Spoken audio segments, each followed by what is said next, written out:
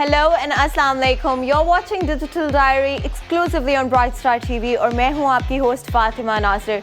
Wait नहीं करते हैं, let's move towards our top 3 trending stories for today.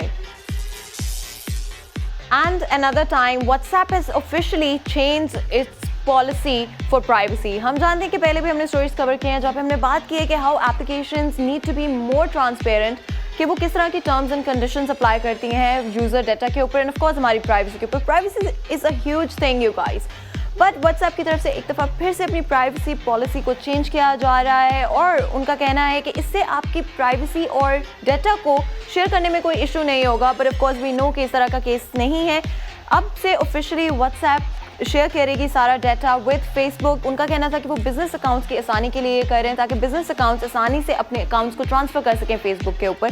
But what happens to all the other users जो कि trust करते हैं व्हाट्सएप को for all their major communication these days.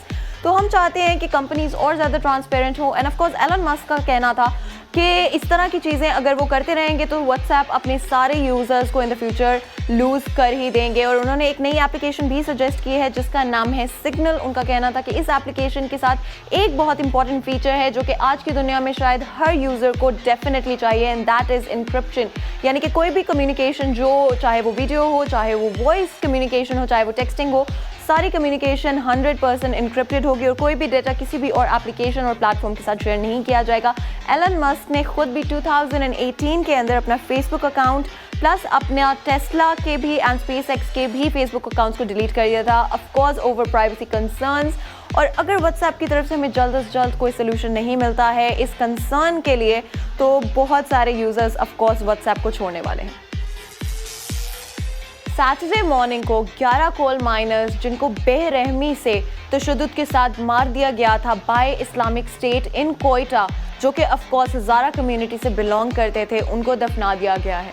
जब से इन 11 कोल माइनर्स को अगवा किया गया था थ्रू गनमैन और उसके बाद मार दिया गया था और एक वीडियो भी अपलोड की गई थी उसके बाद जिसके अंदर देखा जा सकता था कि इन 11 कोल माइनर्स को ब्लाइंड फोल्ड भी किया हुआ था और उसके अलावा इनके हाथ भी बांधे गए थे।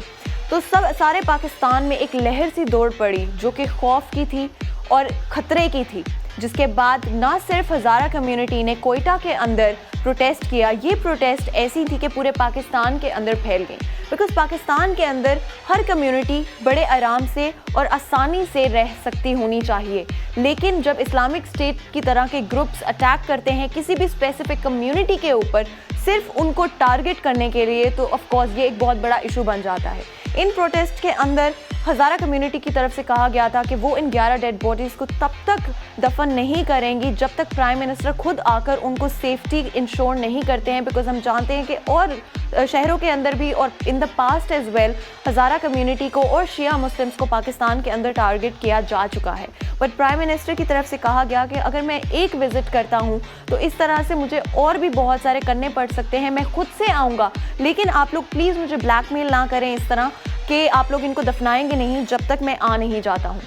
जिसके बाद उनके साथ टॉक की गई, बात की गई और उनके साथ ये सारे इशू को रिजॉल्व किया गया और आज सुबह फाइनली दफना दिया गया इन 11 लोगों की डेड बॉडीज़ को। ऑफ कोर्स उनकी फैमिलीज़ का जो लॉस है उसको हम लोग मीट नहीं कर सकते हैं, ना ही हम लोग उसको समझ सकते हैं, बट पूरे पाकिस्तान के ख्यालों में और दुआओं के अंदर हज़ारा कम्युनिटी है और उनकी वो फैमिलीज़ हैं जो कि इस टाइम बहुत अफसुर्दा हैं और बहुत दुख से गुजर रही हैं। अब ये इशू रिजॉल्व होता हुआ नज़र आ रहा है, बट क्या इसका मतलब ये है कि पाकिस्तान के अंदर जहाँ पे डिफरेंट कम्युनिटीज़ को टारगेट किया जाता है उनकी एथनिसिटी की वजह से, कभी उनकी रिलीजियस प्रायोरिटीज़ की वजह से, तो क्या ये आगे भी चलता रहेगा? क्या ये एक एंड होगा इस तरह के वायलेंस पर, या हम लोग आगे भी देखेंगे कि पाकिस्तान के अंदर इस तरह का वायलेंस कंटिन्यू रहेगा? मेरा ख्याल है कि हमारी गवर्नमेंट को बहुत ज़रूरत है कि इस तरह के इश्यूज़ को बहुत स्ट्रेट फॉरवर्डली और प्रोमिनेंटली जो है डिस्कस भी करें, इसको सॉल्व करने की कोशिश करें ताकि इस तरह की चीज़ें दोबारा ना हों। खुदा और मोहब्बत का सीज़न 3 ऑफिशियली स्क्रीन्स पर जल्द ही आने वाला है। इसके OST को भी रिलीज़ कर दिया गया है जो कि 2 दिन के अंदर ही बहुत सारे लोगों ने सुन लिया है। ये OST राहत फ़तेह अली खान ने गाया है और इस ड्रामा के अंदर यानी कि सीज़न 3 के अंदर फीचर करेंगे इकरा अजीज़ एंड फिरोज़ खान। मैंने भी पर्सनली इसके टीजर्स देखे हैं, आई एम ऑफिशियली ऑब्सेस्ड और मैं वेट नहीं कर सकती कि ड्रामा जल्द से जल्द अपना फर्स्ट एपिसोड रिलीज़ करे। हम जानते हैं कि खुदा और मोहब्बत का season 1 and season 2 did pretty well as well और लोगों ने बहुत इन्जॉय किया था। इस ड्रामा की जो दोनों सीरीज़ के अंदर ऑलरेडी एक स्टोरी लाइन रही है कि एंड पे कभी भी जो दो मोहब्बत करने वाले हैं वो मिलते नहीं हैं। क्या सीज़न 3 के अंदर भी यही होगा, या हो सकता है कि इस सीज़न 3 के अंदर फाइनली जो दो लोग प्यार करते हैं वो मिल ही जाएं। देखने के लिए अब हम सिर्फ इंतज़ार ही कर सकते हैं कि जल्द से जल्द ये ड्रामा सीरियल जो है ऑफिशियली रिलीज़ कर दिया जाए और हम लोग देख सकें। ये थी हमारी आज की टॉप 3 ट्रेंडिंग न्यूज़। मैं उम्मीद करती हूँ कि आप लोग बहुत सेफ रह रहे हैं और अपना बहुत बहुत ख्याल रख रहे हैं। मैं आपसे मिलूंगी अगली दफ़ा। ऑफ कोर्स हमारे यूट्यूब चैनल सब्सक्राइब करना मत भूलिएगा ताकि आपको लेटेस्ट वीडियोस की नोटिफिकेशंस मिलते रहें। और ऑफ कोर्स कमेंट सेक्शन में लिखकर हमें ज़रूर अपना फीडबैक दीजिएगा कि कौन सी ऐसी स्टोरीज़ हैं, कौन से ऐसे करंट अफेयर्स या इशूज़ हैं जिनके बारे में आप चाहते हैं कि हम लोग अपने शो के अंदर बात करें। एंड ऑफ कोर्स हमारी ऑडियंस हमारे लिए हमेशा सबसे ज़्यादा ज़रूरी है। मुझे इजाज़त है, अल्लाह हाफ़िज़।